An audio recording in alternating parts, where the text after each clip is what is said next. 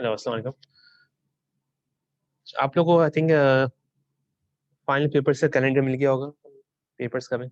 हमारा I think last को है शायद, 7th है ये, मुझे याद नहीं। तो लकीली इसमें गैप तो है, तो टाइम होगा प्रिपेयर करने का वो। लेकिन जो हम एक्सपेक्ट करते थे 29 अप्रैल को पेपर स्टार्ट होने थे, जो I think Thursday Wednesday Thursday वगैरह बनता था, थर्सडे फ्राइडे। तो अब वो 27 से स्टार्ट हो रहे हैं।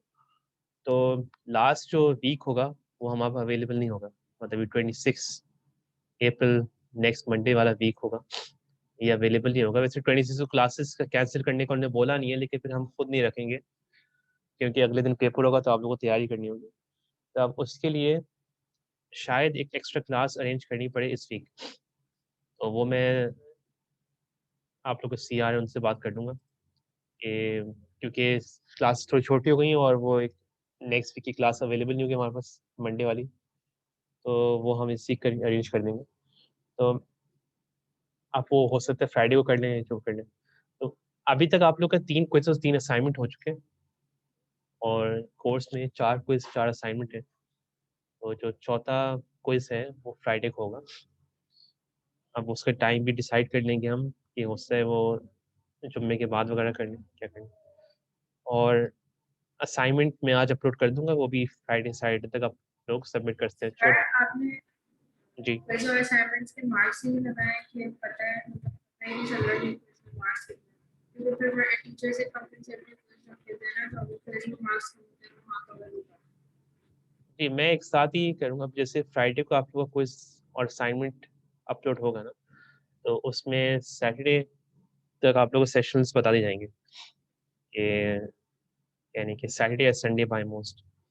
उसमें एक साथ ही आपको सिलेबस बता दीजिएगा कि सिलेबस वीक है, अटेम्प्ट करना हो। तो वैसे ये जो कंपनसेटरी क्विज़ है, ये होता तो उनके लिए जो सिलेबस वीक है उनको अटेम्प्ट करना पड़ता है। तो जैसे अगर सीएलओ 1 में किसी का वीक है तो वो हर सीएलओ का क्वेश्चन आ जाएगा।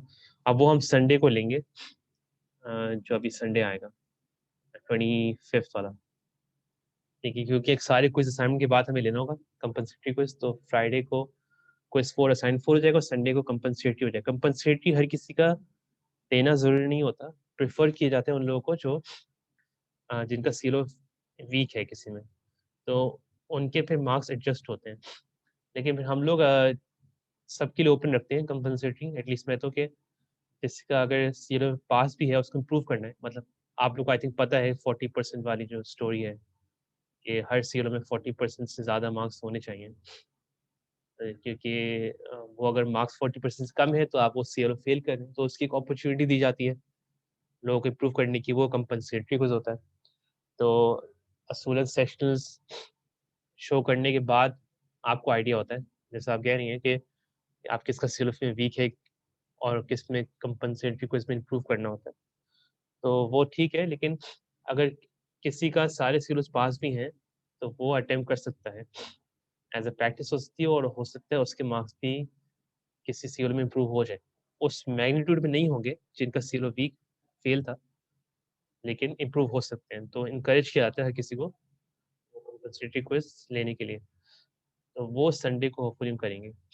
वैसे प्लान मंडे तक था, मंडे ट्यूसडे तक, लेकिन वो थोड़ा-सा जल्दी करना पड़ेगा।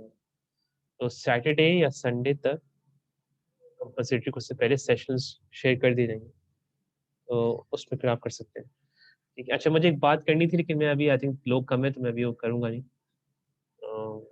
कोर्स स्टार्ट कर लेते हैं फिर। अच्छा, तो हम बिल्कुल कोर्स के एंड में पहुँच रहे थे।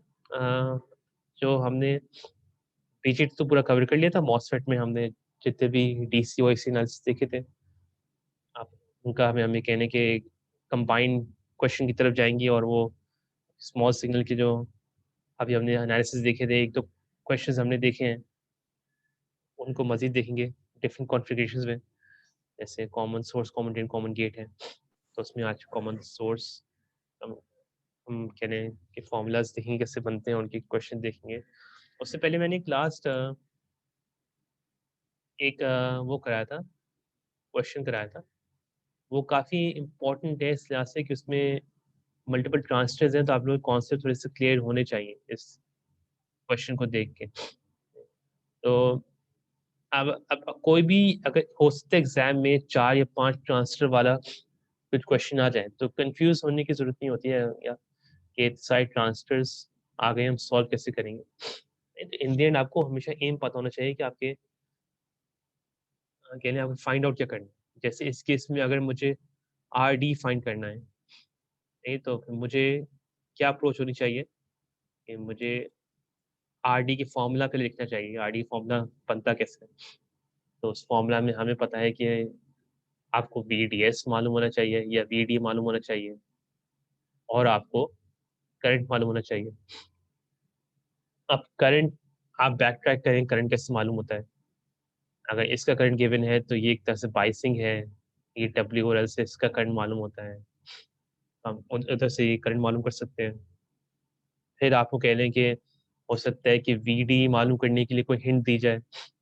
जैसे इस क्वेश्चन में एक हिंट थी कि एज ऑफ सैचुरेशन पे ऑपरेट कर रहा है, तो उस केस में आप इसका वी डी एस फाइंड कर सकते थे। फिर अगर ऊपर वाला भी ट्रांजिस्टर एज ऑफ सैचुरेशन में है तो आपको वी जी एस गिवन है, तो आप वी डी एस फाइंड कर सकते हैं।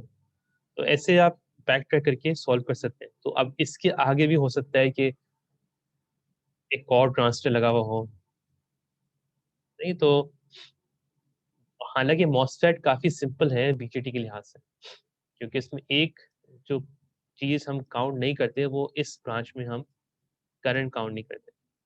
हमें पता है कि जो ये वोल्टेज है इधर, ये वही वोल्टेज हमें पता है कि जो सॉरी जो करंट है इस ब्रांच में सारे इधर फ्लो कर रहे हैं, इधर कोई फ्लो नहीं कर रहा। तो वो हम काफी आसानी से कर सकते हैं। मतलब अगर हम आखिरी ट्रांजिस्टर काउंट नहीं करते तो हमने जो पहले आईडी निकाला वो पूरा ऊपर से नीचे जा रहा था। अब कोई ब्रांच ऐड कर ली तो कुछ करंट इधर जाना चाहिए, लेकिन वो नहीं जाता क्योंकि वो गेट पे कहने के बहुत हाई इंसुलेशन। तो हालांकि मॉसफेट इस तरह से काफ़ी आसान होता है। बीजेटी में फिर आपको करंट फाइंड आउट करना पड़ता है कि इधर करंट कितना जा रहा है और फिर सॉल्व करना पड़ता है। तो लेकिन अब इसको भी देखिए, अगर ट्रांजिस्टर हो भी ना तो कोई मुश्किल नहीं होती। अगर ज्यूम करते हैं कि यहाँ ग्राउंड लगा हुआ था और एक यहाँ रजिस्टर लगा हुआ था,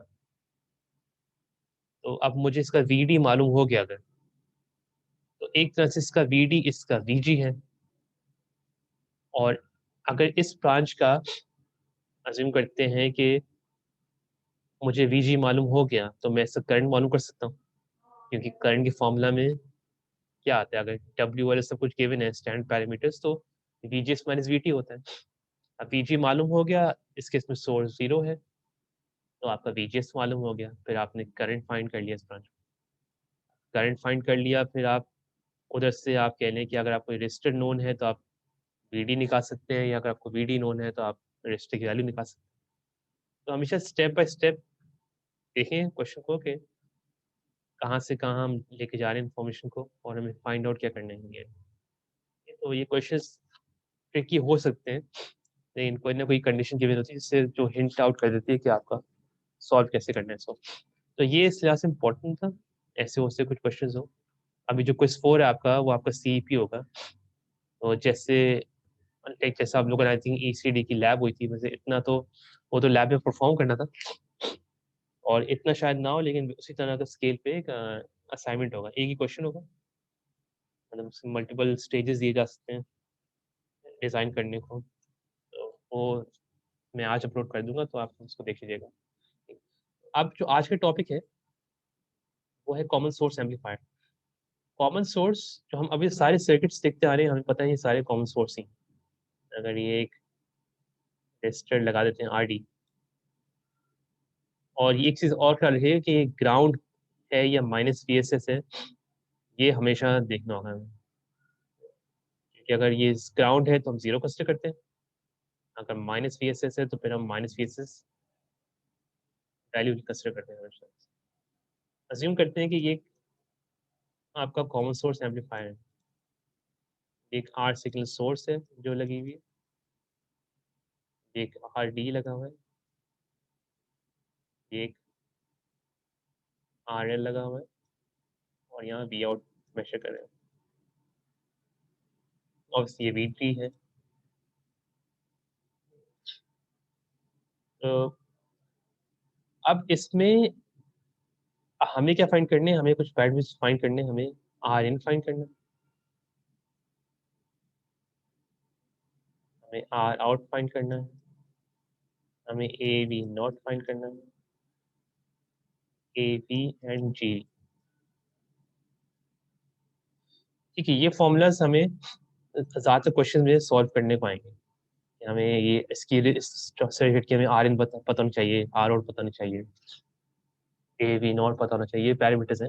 हमें सब पैरामीटर्स हमें पता है कि क्या पैरामीटर की क्या लेके मतलब वैल्यू क्या होती है, मतलब जैसे कि कुछ का हमें आइडिया है अभी, कुछ का हम देख लेते हैं।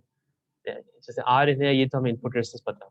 अब इनपुट रेजिस्टेंस इसकी क्या होनी चाहिए। अब एक चीज जो है आर इन और कह लें कि आर आउट है, उसमें आप आर सिग्नल और आर एल कंसिडर नहीं करते। जो आर इन बात हो रही है वो आपकी सर्किट की इनपुट रेजिस्टेंस की बात हो रही है। सर्किट की इनपुट रेजिस्टेंस मतलब जो आपका सर्किट है, जैसे इस केस में ये आपका सर्किट है, ये आपका सर्किट है, इसकी आर इन की बात हो रही है। अब यहाँ अगर कुछ लगा भी है, इन केस अगर कुछ कुछ वोल्टेज डिवाइडर लगा हुआ है, तो वो आपकी इनपुट सर्किट का पार्ट है। ये जो आर सिग्नल है और आर एल है, ये डायरेक्टली आपका इनपुट आउटपुट रेजिस्टेंस में काउंट नहीं होती, क्योंकि ये आर सिग्नल है जो आपको सोर्स लगा रहे हैं उसकी इंटरनल रेजिस्टेंस है, आर एल जो आपको लोड लगा रहे हैं उसकी आउटपुट रेजिस्टेंस है, उसकी लोड रेजिस्टेंस है। तो हम हमेशा आर इन आर आउट में ये वैल्यूज काउंट नहीं करते। अब आर इन की बात की जाए तो आर इन एक तरह से V in divide by I in होता है, और वी इन हम यहाँ से देखते हैं कंसिडर करते हैं, तो इस केस में हम आर इन के लिए यहाँ से कंसिडर करेंगे, और वी इन है वो यहाँ से, ये मैं मिटा देता कंफ्यूजन है। तो ऑब्वियसली इनपुट पॉजिटिव से ग्राउंड आपका वी इन होगा इस साइड, और वही वी आउट होगा पॉजिटिव से ग्राउंड। तो मैं यहाँ लिखूँ वी आउट, यहाँ लिखूँ, एक ही बात है क्योंकि नोड सेम है। तो इनपुट साइड पे हम आर एन मेजर करते हैं, आर हमारी V N upon I N है, तो और हमें पता है कि कॉमन सोर्स जो है उसकी आई एन होता है, ये रफली कह लें कि 0 के बराबर होता है। तो अगर आर आई एन 0 के बराबर है तो आर एन मेरा इन्फिनिटी है, और ये वही है कि इंसुलेशन है इनपुट साइड पे, गेट की साइड पे, तो उसकी आर एन इनफाइनाइट होती है। अब ये हमेशा इनफाइनाइट रहना जरूरी नहीं है। इन केस अगर जैसे हमने कंसिडर किया था कि यहाँ है मेरे दो रजिस्टर डिवाइडर लगा हुआ है, यहाँ भी कह लें कि ये RG1 है, ये RG2 है, अज्यूम कर लेते हैं। उस केस में इनपुट रेजिस्टेंस जो होगी वो infinite parallel with RG1 parallel with RG2 होगी, क्योंकि अब सिर्फ इनपुट साइड पे आपको एक गेट नजर नहीं आ रहा जिसकी इम्पीडेंस इनफाइनाइट है, तो रेजिस्टर्स भी नजर आ रहे हैं, और हमें पता है कि DC वोल्टेजेस हैं वो शॉर्ट हो जाते हैं ग्राउंड पे, और ग्राउंड पे कनेक्ट कर देते हैं जब हम AC एनालिसिस करते हैं उसका। तो ये ऊपर RG1 है, ग्राउंड पे कनेक्ट होगा, RG2 भी ग्राउंड पे कनेक्ट होगा, तो दोनों पैरेलल आ जाएंगे इनफाइनाइट के। तो ये जो RG1 RG2 कभी काउंट करते हैं ना, तो ये हम कह लें कि इनपुट रेजिस्टेंस गिराने के लिए बात काउंट करते हैं, मतलब आप बाइसिंग तो कर रहे हैं इनपुट साइड पे, लेकिन अगर आप वैल्यूज कम रख देंगे RG1 RG2 की, तो इनपुट रेजिस्टेंस आपकी कम हो जाती है आर इन पे। तो फिलहाल तो ये RG1 RG2 लगे हुए नहीं थे, तो हम ये कह सकते हैं कि आपका इनपुट साइड पे रेजिस्टेंस है वो इनफाइनाइट है। अब बात आती है आर आउट की, या आर आउट से पहले चल हम चलिए आर आउट देख लेते हैं। पहले आर आउट से पहले हम इसका एक काम करते हैं, इसका एक स्मॉल सिग्नल मॉडल बना लेते हैं। स्मॉल सिग्नल मॉडल में कह लें अगर आप स्टार्ट करना चाहते हैं पहले ट्रांजिस्टर के इंटरनल सर्किट से, तो ट्रांजिस्टर के इंटरनल सर्किट कहता है कि एक करंट कंट्रोल वोल्टेज सोर्स है हमारी, जिसको हम GM-VGS कहते हैं।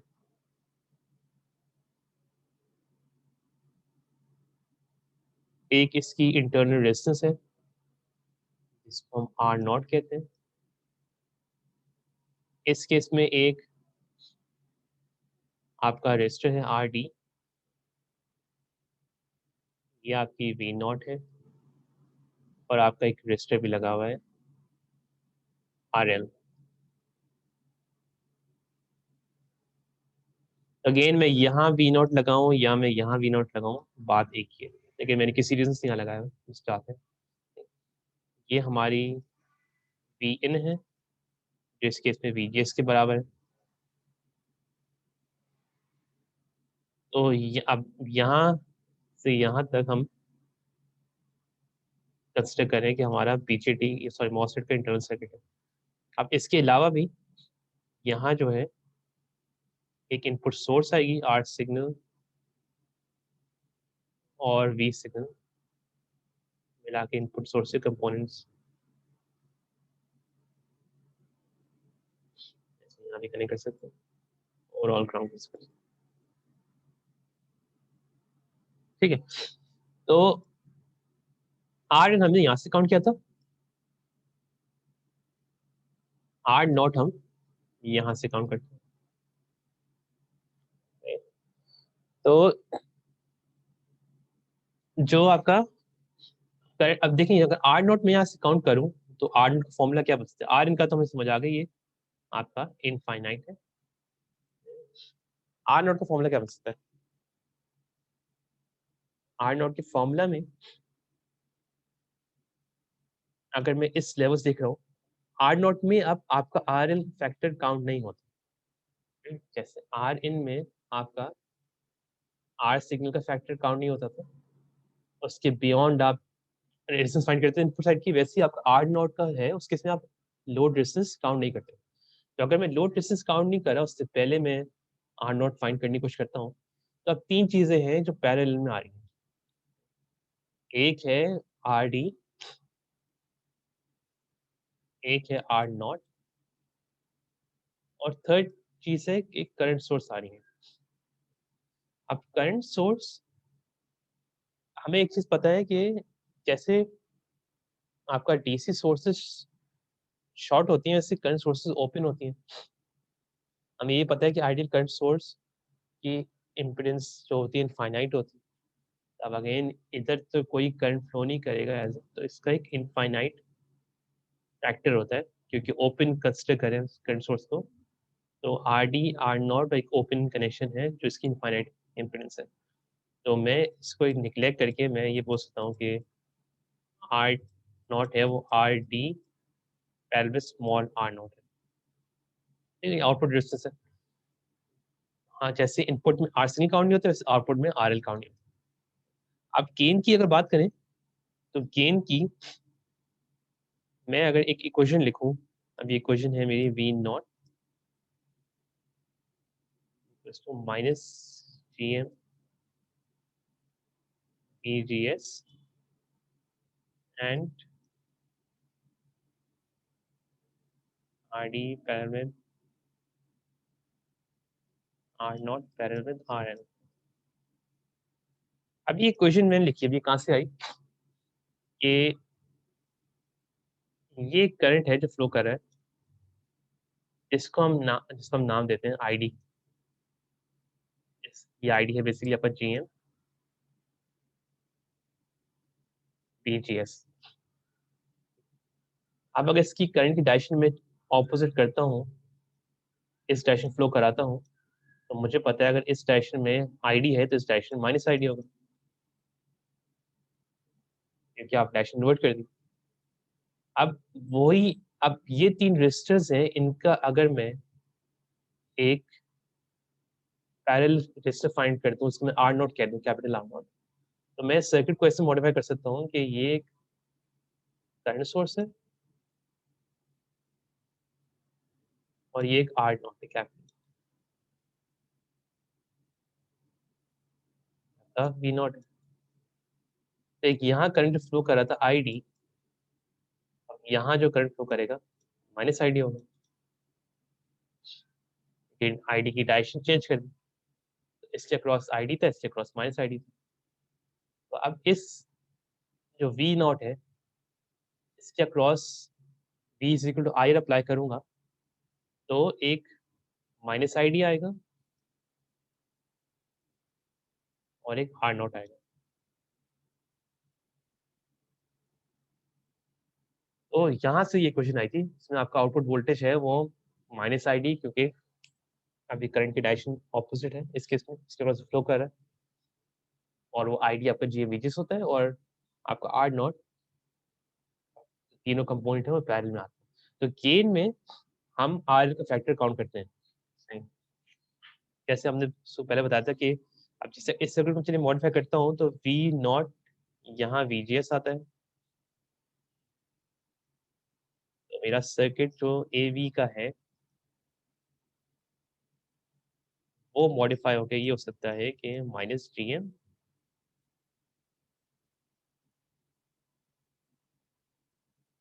Are T parallel with R naught parallel with R N.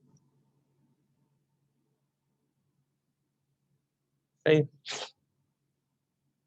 तो ये गेन का इक्वेशन है ए वी का, जिसमें हमें पता है कि ए वी की इक्वेशन में हम आर एन का फैक्टर काउंट करते हैं।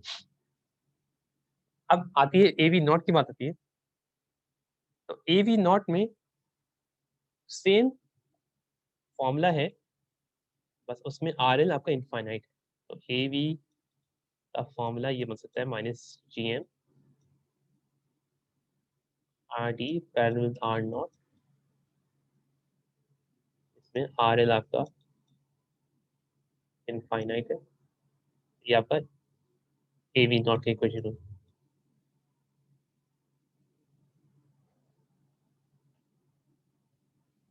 ए वी नॉट वो इक्वेशन है जिसमें हम आर एल इनफाइनाइट कंसिडर करते हैं, और ए वी वो इक्वेशन है जिसमें हम आर एल कंसिडर करते हैं। अब जी वी जो फॉर्मूला है उसमें आर सिग्नल भी काउंट होता है, तो हमने उस साइड पे देखा था कि ये अगर ये एक डिस्टेंस है आर इन, जो अब यहाँ से काउंट कर रहे हैं, तो एक तरह से ये आपकी इनपुट रेजिस्टेंस है आर इन नाम से, जो आपने ग्राउंड पे कंसिडर किया। अगर आप इनपुट साइड से आप आर इन मेजर कर रहे हैं, तो जीवी अगर मैं इक्वेशन लिखूं तो जीवी की इक्वेशन क्या थी, एक वोल्टेज डिवाइडर था इस केस में इनपुट साइड पर। तो अगर मैं ये देखूं कि एक वी सिग्नल सोर्स है, आर सिग्नल एक रेजिस्टर है, और आर इन एक रेजिस्टेंस है जो ग्राउंड कंसिडर हुई है। ठीक है, एक मिनट।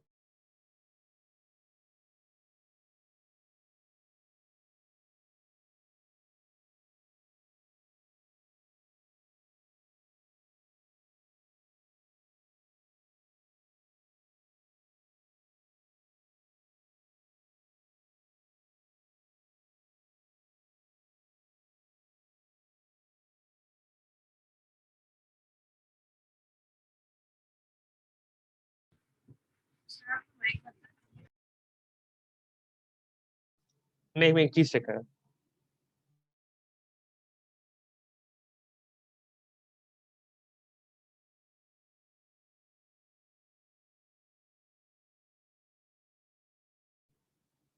अब मुजम्मिल है अभी इधर मौजूद, मुजम्मिल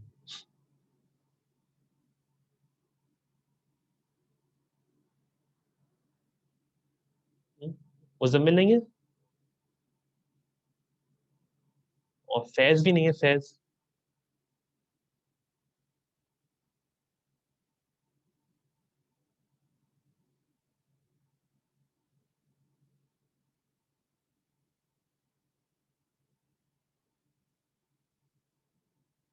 और शाहिर भी नहीं है ना, ये तीन लोग नहीं है।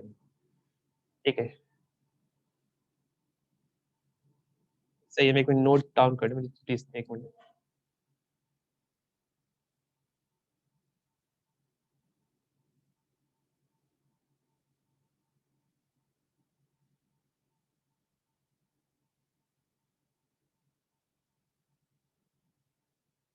ठीक है, तो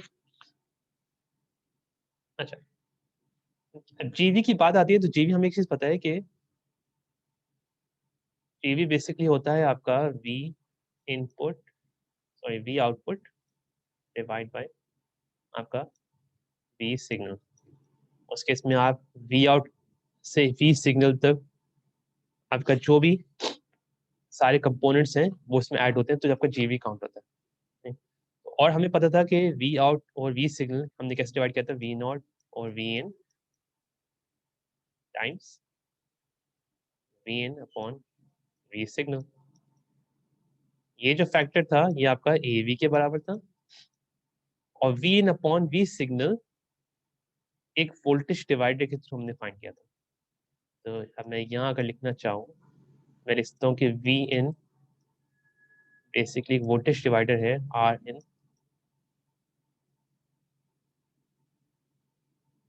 इन प्लस आर सिग्नल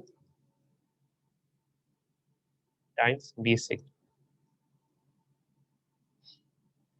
तो एक वोल्टेज डिवाइडर था जिसमें ये चीज थी, हमें पता है कि ये वी इन होता है, V in basically R in के अक्रॉस ड्रॉप है वो वी इन होता है, और एक वोल्टेज डिवाइडर है उससे हमें ये इक्वेशन मिली थी जो टॉप पे लिखी थी। तो वी सिग्नल यहाँ ले जाएंगे तो वो ये वाला फैक्टर बन जाएगा। तो आपका जो जीवी है वो एक तरह से चेंज होके हम ये कह सकते हैं कि R in upon R in plus R signal times A. ठीक है, तो ये जीवी जो फॉर्मूला ये बनता है। तो एवी और एवी नॉट का फॉर्मूला हमने देखा, तो जीवी का फॉर्मूला हमने देखा है। अब इसके मल्टीपल फॉर्मूलाज होते हैं, जैसे एवी की रिप्लेस कर सकते हैं आप ये पूरे फैक्टर से, सही है, लेकिन ये तीन फॉर्मूलाज आप लेके सॉल्व कर सकते हैं अपने तीनों गेन्स को। तो आर इन आर नॉट और ये तीन गेट्स। अब एक क्वेश्चन देखते हैं जिसमें ये चीजें यूज हो रही है। अब वो क्वेश्चन बेसिकली ये आपका एक 5.37 है, कंसिडर सर्किट ऑफ फिगर 5.56। ये सर्किट एक गिवन है हमें, नहीं? उसमें पैरामीटर्स दे दिए हैं। अब इसको थोड़ा सा हम और इसमें चीजें ऐड कर देते हैं। हम इसमें क्या ऐड कर देते हैं, एक अज्यूमिंग एक यहाँ एक कैपेसिटर लगा हुआ, एक आर सिग्नल लगा हुआ है और एक वी सिग्नल लगा हुआ है। ये करते हैं, कुछ चीजें ऐड नहीं हुई है इसमें। तो आउटपुट साइड पे भी एक कैपेसिटर लगाते हैं,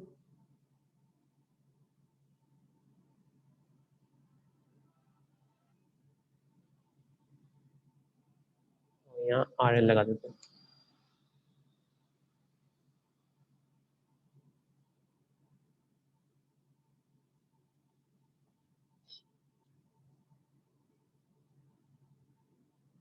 और यहाँ एक सी एस लगाते हैं।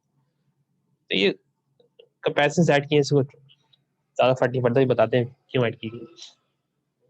तो अब ये सर्किट हमें गिवन है 5.56, इसमें हमने आर एल आर सिग्नल और कुछ कैपेसिटेंस ऐड की हुई है और कुछ नहीं। आपको बाकी पैरामीटर्स गिवन है, आपको वीडीडी गिवन है 10 वोल्ट है। अब देखें इसके साथ वीएसएस है -10 वोल्ट है, डायरेक्टली ग्राउंड में गिवन नहीं है। एक करंट फ्लो कर रहा है आपका जो आपका 0.5 मिली है।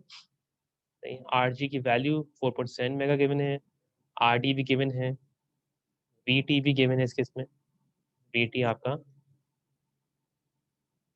1.5 वोल्ट है। बाई के एन बार अगर आपको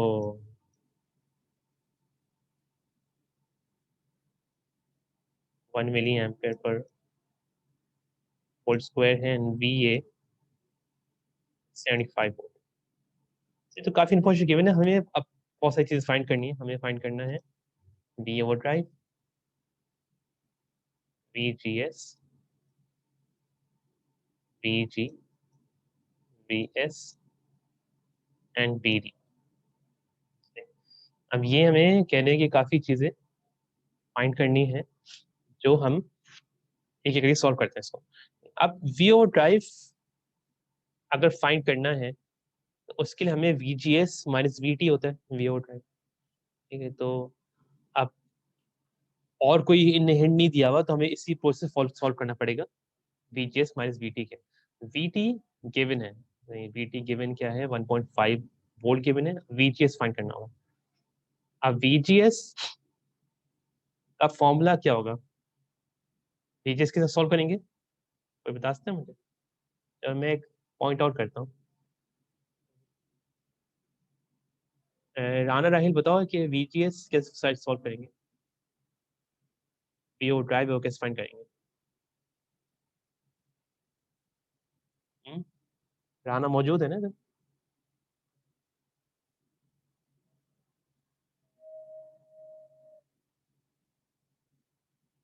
मेरी आवाज आ रही है आप लोग को?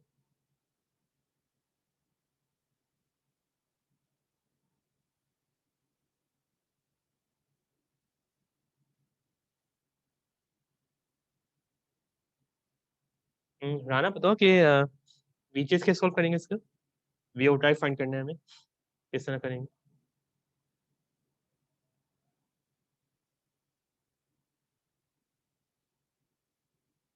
किसी और को पता है कि वीओ VGS कैसे फाइंड करेंगे?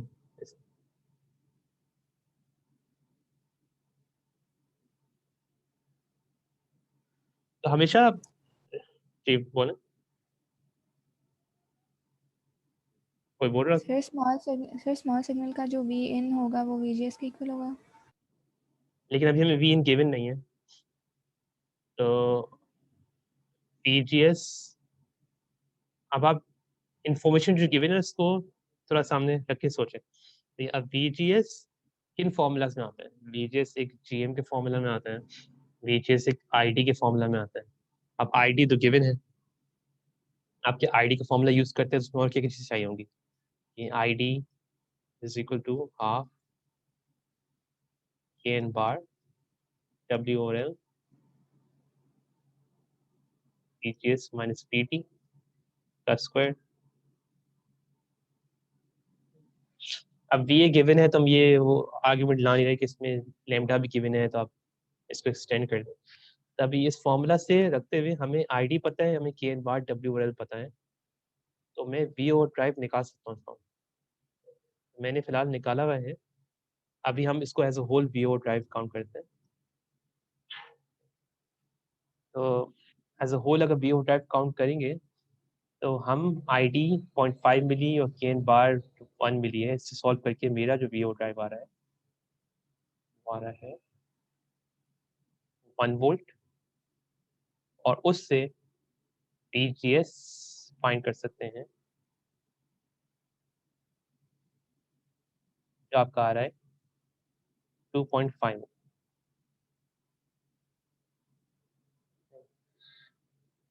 आप एक चीज और देखें, एक तो हमने पूरा सॉल्व किया VGS 2.5 वोल्ट फाइंड करने के लिए। अब ये इंफॉर्मेशन क्वेश्चन में ऑलरेडी गिवन है, ये क्वेश्चन में क्या गिवन है, VS आपको गिवन है -2.5 वोल्ट। सर ये एक दफा फिर से रिपीट कर दें सर, VGS कैसे फाइंड किया? भाई ये एक हमारा बहुत फेमस फॉर्मूला है ID का, हाफ म्यू एन CUX या KN bar WL VGS minus VT square. अब ये तो पता है ना कि VGS minus VT V O drive के बराबर होता है, तो ये लिखूं या वीओ ड्राइव स्क्वायर लिखूं एक ही बात है। ID गिवन है, KN बार WL गिवन है, KN बार WL यहाँ गिवन है, ID यहाँ गिवन है। तो ये जब दो वैल्यूज गिवन है और एक वैल्यू अननोन है वीओ ड्राइव, तो हम वीओ ड्राइव सॉल्व कर सकते हैं। इस फॉर्मूला से हमने वीओ ड्राइव सॉल्व करा जो हमारा 1 वोल्ट आ रहा था।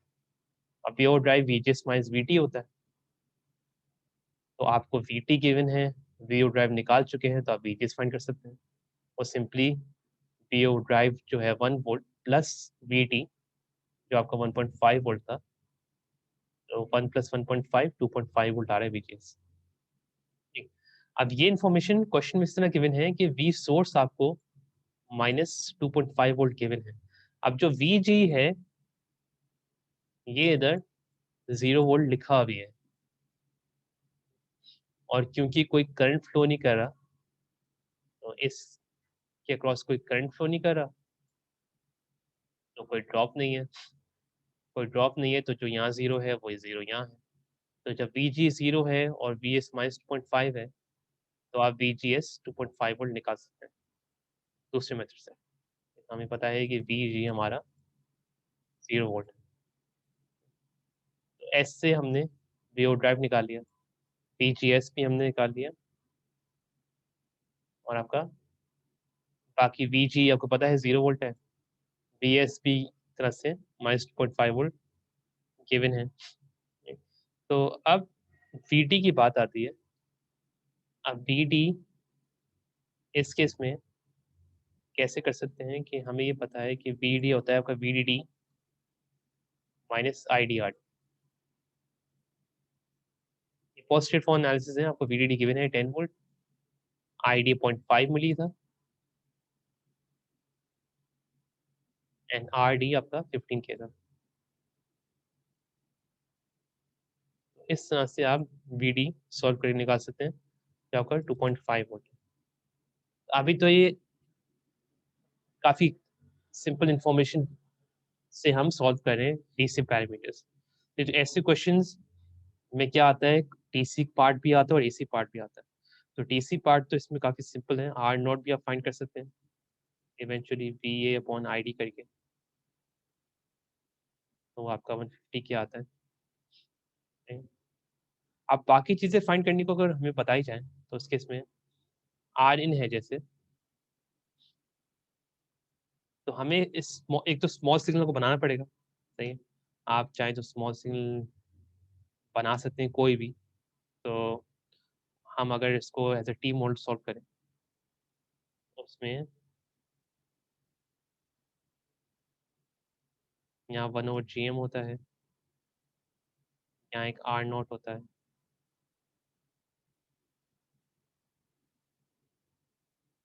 यहाँ आपका एक R सिग्नल होता है, यहाँ आपका RG है,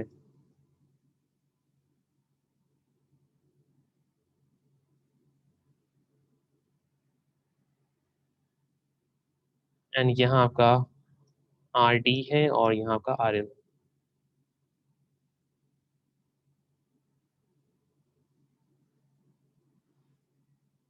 ये आपका ड्रेन है,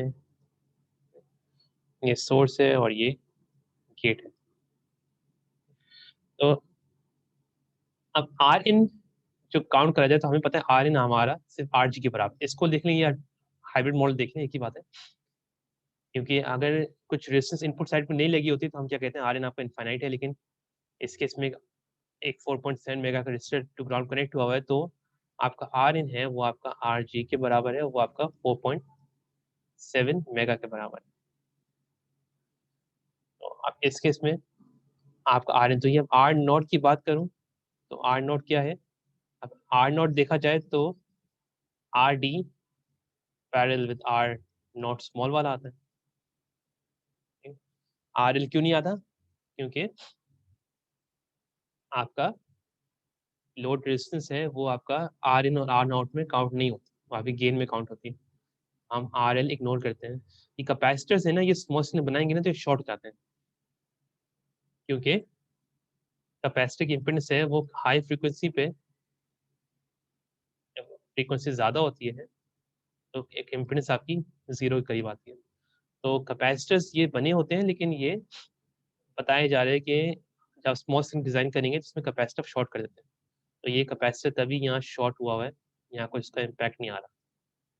RL डायरेक्टली ग्राउंड कनेक्ट हुआ है without capacitor in the path. तो RD और पैरेलल विद R नॉट से हम कैपिटल R नॉट निकाल सकते हैं। RD हमें गिवन था 15 के, और R नॉट हमने निकाला है 150 की। कैपिटल R नॉट मेरा बनता है 13.6 के। अब आगे फॉर्मूलाज अगर हम देखें, जिसके इसमें हम AV नॉट अगर स्टार्ट करते हैं, तो AV नॉट होता है -GM, और ये आपका R D parallel with R naught, जो इस केस में इसके बराबर है। जीएम एक वैल्यू अननोन। अब जीएम के मल्टीपल फॉर्मूलाज हैं जो हमें पता है, जो जीएम के फॉर्मूलाज, एक फॉर्मूला था 2ID upon V O drive, ID 0.5 milli था तो 2ID 1 मिली हुआ। वीओ ड्राइव आपका हम ऊपर निकाल चुके थे 1 वोल्ट था, तो ये 1 मिली एम्पेयर पर वोल्ट बनता है। तो जीएम यहाँ 1 मिली डालेंगे, आर नॉट 30.6 के है, तो इस लिहाज से हम ए वी नॉट फाइंड कर सकते हैं 13.6 के, और ये मिली के और मिली कैंसिल हो गए, 13.6 आपका वैल्यू आती ए वी नॉट। अब इस केस में हो सकता है क्वेश्चन में आए कि विदाउट आर नॉट क्या है, सही। तो विदाउट आर नॉट अगर फैक्टर आप इग्नोर कर रहे हैं तो इस केस में आपका ए वी नॉट क्या होगा, G M 1 milli times R D, R naught तो आप इग्नोर कर देंगे, तो उस केस में आर डी आपका 15 के था, तो ऐसे आपका 15 आंसर आएगा अगर आपका आर नॉट फैक्टर नहीं है। अब ए वी नॉट निकालिए, इससे हम ए वी भी निकाल सकते हैं, कोई मुश्किल बात नहीं है। ए वी हमें पता है कि बस वही माइनस जी एम होता है, बस इस केस में